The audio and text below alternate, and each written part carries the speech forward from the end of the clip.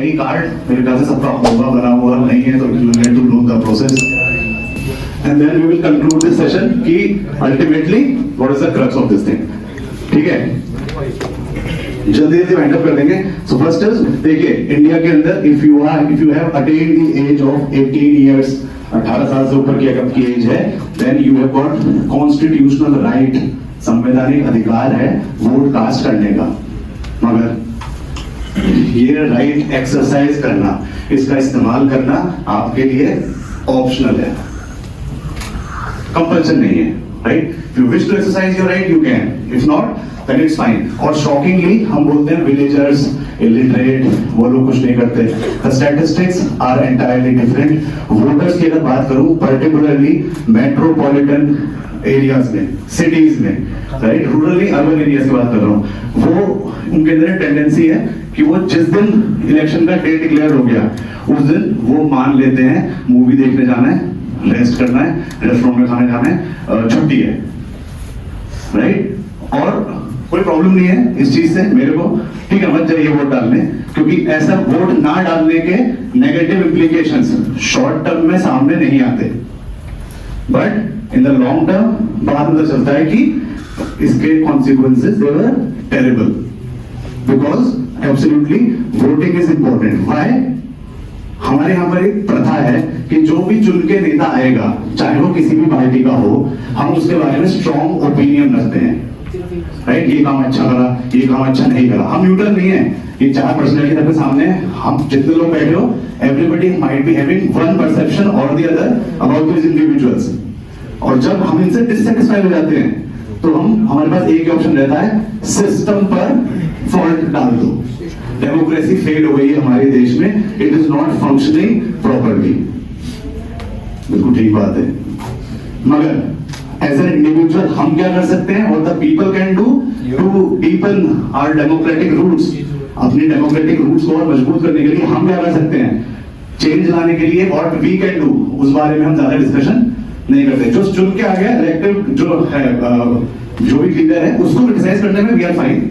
What we have to do, हमें कुछ नहीं करना. द फैक्ट इज दिस, जितनी ऑब्लिगेशन, जितनी जिम्मेदारी इन चुने हुए लीडर्स की है अपने वोटर्स की विशेष को पूरा करने की, उतनी ही obligation, if not less if not more, उतनी ही ऑब्लिगेशन हम द पीपल ऑफ इंडिया हमारी है कि हम बेस्ट लीडर क्यों नहीं चुनते, so that they can represent us and they can further contribute towards the growth of the nation. वो हम बात नहीं करते. हम इनको क्रिटिसाइज कर देंगे जितने भी फिगर्स हैं यहाँ पर, बिना खुद वोट कास्ट करे. तो I think charity begins at home. पहले क्रिटिसाइज तो खुद को करना चाहिए ना, बाद में इन लोगों को. अल्टीमेटली इलेक्ट होके तो आया ही है, किसी ने तो वोट दिया ही है, हम नहीं देते, अलग बात है. Right, now people have been given a powerful right by democracy, जो कि है राइट टू वोट. डेमोक्रेसी का जो स्लोगन है, of the people, for the people and by the people, उसका ये बेसिकली आप कह सकते हो फाउंडेशन है, द राइट टू वोट. और ये बात हमें समझनी होगी कि हमारी इच्छा, the will of the people is stronger than the noise of the politicians.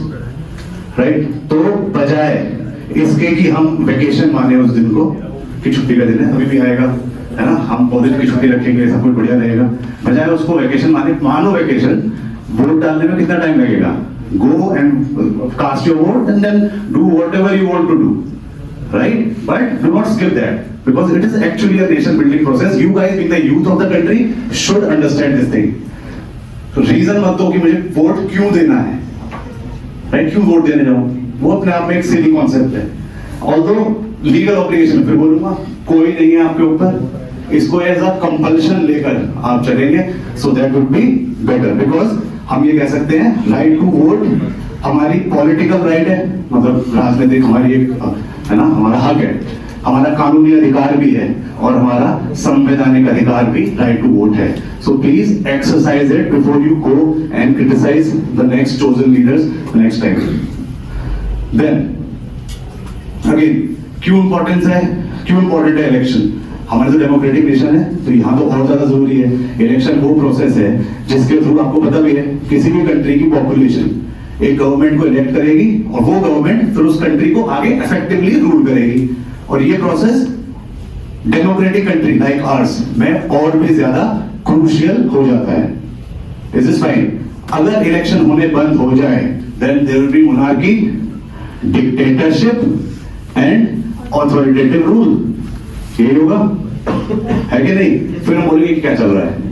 तो जो कुछ भी होगा we would be solely responsible for that. Now who can vote in India? General चीज है. Citizenship all the Indian citizens. हालांकि NRIs भी 2010 के अमेंडमेंट के बाद उन्होंने इंक्लूड कर दिए हैं फॉर्म 6A भरकर, वो भी वोटिंग में पार्टिसिपेट कर सकते हैं. आगे उसके बारे में बात करेंगे. सिटीजन होना जरूरी है.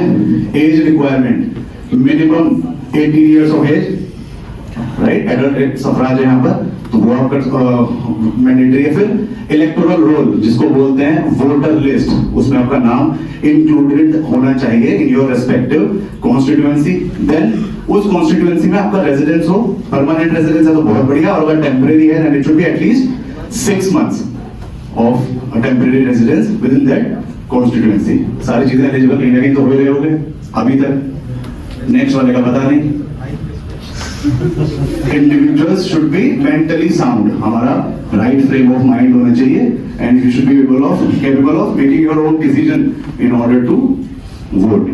Plus, there are certain individuals who are disqualified from this process of voting.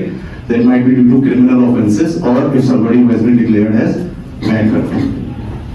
This is clear. Voting का प्रोसेस काफी लोगों से मैंने पूछा मेरे क्लास में, a lot of them were raising hands कि हम वोट डाल चुके हैं. They must be knowing. पहला तो यही है एलिजिबिलिटी चेक. जो चीजें हमने एलिजिबिलिटी क्राइटेरिया देखा है कि who can vote, वो डिस्कस कर चुके हैं. If you are fitting into that criteria then it's fine. फिर कुछ नहीं करना, सीधा वोटर का रजिस्ट्रेशन आपको करने के लिए you need to fill out form 6 like I just said, which is available on the Election Commission of India website, या फिर you can do that physically at the electoral registration offices. Form को submit कर दो, साथ में required documents जैसे कि proof of age, address और आइडेंटिटी वगैरह सबमिट कर देंगे. Then you will be getting a voter ID card. एक बार आपकी एप्लीकेशन प्रोसेस हो गई, अप्रूव हो गई, you will receive a voter ID card. इसको एपिक EPIC भी बोलते हैं, that is electors photo identity card. This serves as a proof of your identity and it is required while voting. फिर आ गया वोटर लिस्ट को check करना. Election से पहले you need to check the voter list to ensure कि आपका नाम उसके अंदर इंक्लूडेड है. ये ऑनलाइन अवेलेबल होती है चीफ इलेक्टोरल ऑफिसर की वेबसाइट पर, या फिर physically you can check it at electoral registration offices as well. Once we are done then we come to polling station information, जिसको मतदान केंद्र भी बोलते हैं, right? So you need to find it the location of your designated polling station. Voter list में mention रहता है. Generally schools, community centres और गवर्नमेंट बिल्डिंग्स के अंदर ये जो पोलिंग स्टेशन है वो स्टैब्लिश कर जाते हैं. Then comes the voting day. You need to go to the assigned polling station during the voting hours. Of course voter ID card ले जाइए और साथ में कोई एक गवर्नमेंट के through issued ID card, maybe your passport और DL will do. Once you are there, join the queue and then wait for your turn. When your turn comes, present your ID document polling officials को. They will verify it, they will cross check your details and they will put a mark on your finger with a permanent ink. यही है, ठीक है? And then once you are done with this, you can cast your vote. EVM, electronic voting machine, तो button press करना है, अपने favorite candidate, party of your choice, you can just do that. However, there are certain rules for voters as well. When you go over there and you cast a vote, it's not that कि हम कुछ भी कर सकते हैं वहां पर. सबसे पहला तो secrecy of voting, ठीक है? The principle of secrecy ये इंश्योर करता है कि वोटर्स की जो चॉइस है, किसको वो वोट देके आया, that remains confidential. आपके पास ये राइट है कि आप ये बात फेलो वोटर्स को भी ना बताएं, और इनफैक्ट जो पोलिंग बूथ ऑफिशियल्स हैं, you are also entitled not to reveal the name of the party to whom you have voted to those people as well, by the government officials. This is fine. Then you cannot influence other voters कि किसी भी तरीके से through bribes, threats or coercion. It's not allowed at all. Then one person is entitled to cast one single vote, right? And voting multiple times and even impersonating someone else, किसी को और के नाम पे जाके वोट डालना, it is absolutely illegal. कुछ restricted items हैं which you are not allowed to carry, such as cameras, mobile phones और बाकी electronic devices. पोलिंग बूथ के अंदर अलाउड नहीं है. ये प्रोहिबिट इसलिए करे जाते हैं ताकि कोई अनऑथराइज्ड रिकॉर्डिंग या फिर पोलिंग से रिलेटेड, वोटिंग से रिलेटेड कोई भी मिस इन्फॉर्मेशन बाहर तक ना जाए. To avoid that because it's a sensitive thing. This is clear. और obviously the party that is going to lose, yeah, that is not expected to fare well. वो तो यही इन्हीं बातों पे तो they will start blaming on the other party. So इसके लिए ये कहा जाता है. Then of course you need to carry your voter ID card or any other valid photo identification document while you go for vote. आपकी identity और eligibility to vote उससे पता चल जाएगा. एक चीज और जो यहाँ पर है वो क्या है, इलेक्शन कमीशन ऑफ इंडिया एक model code of conduct issue करता है जिसके अंदर गाइडलाइंस होती हैं फेयर प्रैक्टिसेस, एथिकल कंडक्ट और इलेक्शन के टाइम पर डेकोरम मेंटेन करने की. तो वो सब चीजों को भी you need to adhere to. Plus voting से पहले कैंपेनिंग इज ऑल्सो, वोटिंग से पहले कैंपेनिंग भी बंद कर दी जाती है, राइट. सो और ये भी होता है कि पोलिंग स्टेशन से कुछ दूरी तक कोई भी रेजिडेंसी ओवर है, नो कैंपेनिंग और distribution of literature beyond this point. उस पॉइंट के आगे पोलिंग बूथ के अंदर तो भूल ही जाओ, उसके आसपास के भी कुछ रेडियस तक no political party can promote their own candidate over there, right. The last leg of the session before I wind up, how to apply for voter ID in India. Again, step 1, official website है voters service portal website, right. Voters service portal, वो डालोगे Google पे तो वो direct कर देगा उसको आपको इस वेबसाइट पर जहां पर मेंशन है, राइट. इलेक्शन कमीशन की वेबसाइट आ जाएगी. इसमें आप देख ही सकते हैं ये सारे फॉर्म्स मेंशन रहेंगे यहाँ पर, ठीक है. I just show it to you. Site पर जाना है and then simply find the form section in the website and choose the appropriate form. Form 6 है इंडियन रेजिडेंट्स के लिए, form 6A is for NRIs. Then you need to register yourself by providing a mobile number, email ID और बाकी जो necessary documents हैं. अगर already registered है then you can log in using your same mobile number and your EPIC, that is elector's photo identity card number and the password. You are good to go. Submit the required details in the form और उसके साथ necessary documents को लगाकर upload कर दीजिए and then press the submit button.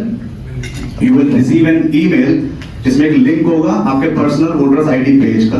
आप अपना application status यहाँ पर ट्रैक कर सकते हैं कि मेरा आई कार्ड क्यों नहीं आया, क्या प्रॉब्लम है. And ideally your ID card should arrive within 1 month's time. Is this fine? So before we wind up, the conclusion of this discussion is voting is not only a right, ठीक है, it is also responsibility that every citizen should embrace. Voting से आप अपने opinions express कर सकते हो, अपने nation के फ्यूचर को कैसे शेप करना है वो डिसाइड कर सकते हो. और वोट डालने के बाद ही आप उन चुने हुए नेताओं को से सवाल पूछ सकते हो कि I casted by my vote to you, now you are liable to answer to my query. Vote खुद करा नहीं है तो we can not say anything to anybody, right. तभी हमारी डेमोक्रेसी अपहोल्ड रहेगी, एक इंक्लूसिव गवर्नेंस हो पाएगा. हो सकता है समाज का कोई एक सेक्शन ज्यादा नंबर में जाके वोट दे रहा हो और कोई दूसरा सेक्शन वोट देने चाहिए नहीं रहा, राइट, XYZ व्हाटएवर. तो क्या वो इस तरह से बनी हुई गवर्नमेंट इंक्लूसिव गवर्नमेंट होगी? नहीं. उसमें गलती किसी की नहीं है, उस सेक्शन की है जो वोट देने गया ही नहीं. Then how can he later on sit and blame the government? जब आप खुद को रिप्रेजेंट ही नहीं करना चाह रहे हो तो फिर वो गवर्नमेंट ऑल इंक्लूसिव नहीं है और उससे हार्मोनियस सोसाइटी भी नहीं बनेगी. लास्टली इलेक्शन होंगे, एक पार्टी जीतेगी एक पार्टी हारेगी, मगर हम द कॉमन मैन हम हर वो इलेक्शन हारेंगे जिसमें हम वोट नहीं डालेंगे, पार्टिसिपेट नहीं करेंगे. Is this clear? That is it. Your vote, your voice, again, it's your choice to make it count. Thank you so much. I would like to apologize.